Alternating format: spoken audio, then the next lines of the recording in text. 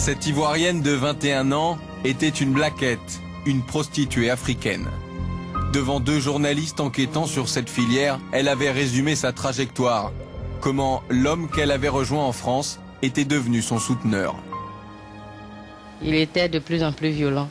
Il m'attachait les pieds et les mains dans des positions inconfortables, vraiment inconfortables.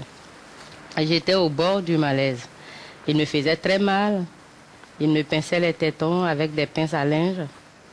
Le prince charmant s'était transformé en capot. Adèle a sans doute payé de sa vie ce témoignage.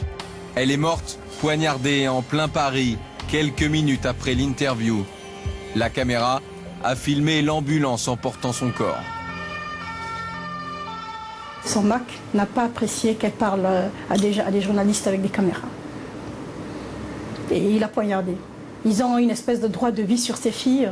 Et la suite donnera un peu raison parce que cette fille va mourir dans des conditions qui sont lamentables. Elle meurt comme ça, il y a les pompiers, il y a la police qui est là, mais après on ne retrouve pas de rapport derrière.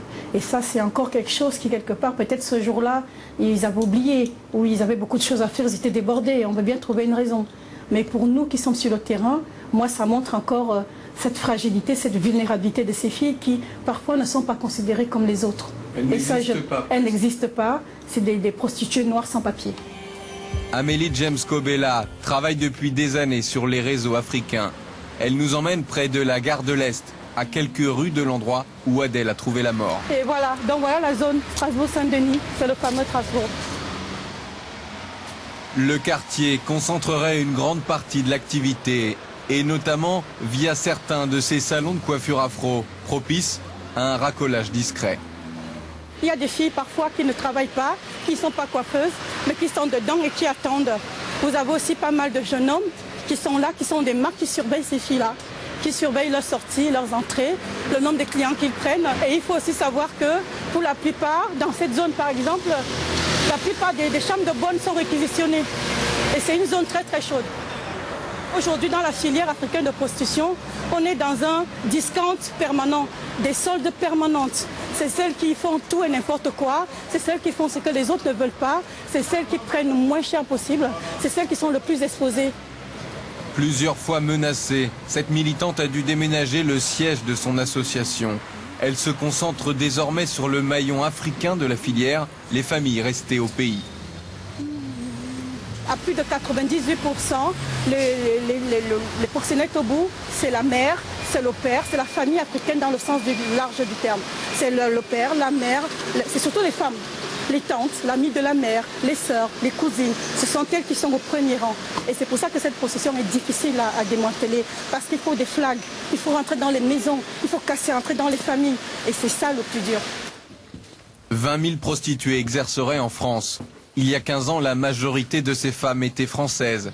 Aujourd'hui, 90% d'entre elles arrivent de l'étranger, après un parcours initiatique, des rituels magiques pour les Africaines, facturés $40 à leur famille. On a en face de nous la magie, c'est-à-dire l'envoûtement, une carapace de protection des filles qui se fait en Afrique. Et elles arrivent en France avec cette protection-là en disant on ne risque rien, ni de la police, ni de personne. Voilà.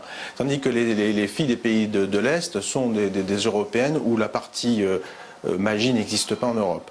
Donc nous, on travaille effectivement sur ce domaine-là, qui est très difficile parce qu'une personne qui est persuadée qu'elle a une protection magique ne parlera jamais, et si elle parle, c'est la foudre, la mort qui peut s'abattre sur elle.